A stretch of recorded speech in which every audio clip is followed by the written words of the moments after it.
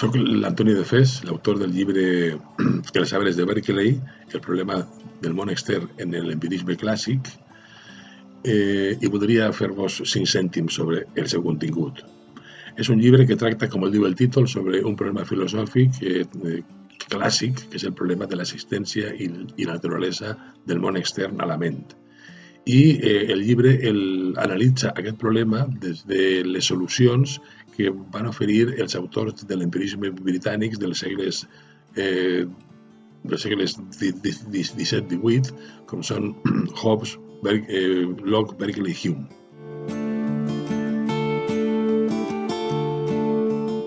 El títol del llibre, Els arbres de Berkeley, fa referència a un exemple que planteja el propi Berkeley sobre l'existència o no dels arbres d'un bosc quan ningú no els observa.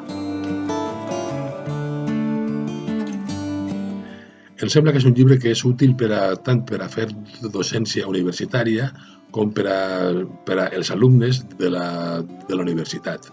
És un llibre, és clar, acadèmic i que intenta, això sí, defugir un excés de càrrega bibliogràfica perquè he primat, per dir-ho així, la comunicació fàcil amb el lector. Per tant, el llibre només fa referència pel que fa a la bibliografia al que podríem anomenar bibliografia bàsica, és a dir, les fonts dels autors que analitzem.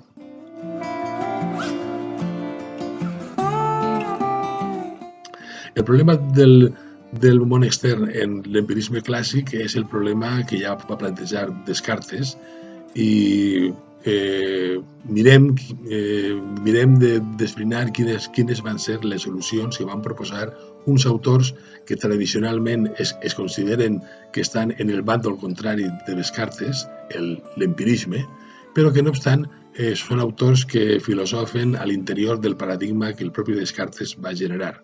Per tant, podríem dir que són solucions cartesianes, tot i que d'un tarannà empirista, a el problema que el propi Descartes va plantejar.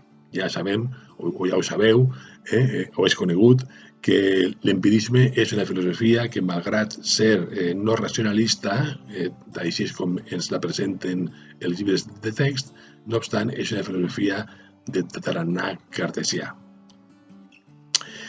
Bé, espero que el llibre sigui del vostre interès i de la vostra utilitat, tant si sou professors com si sou alumnes o també si sou lectors de filosofia en general. Moltes gràcies.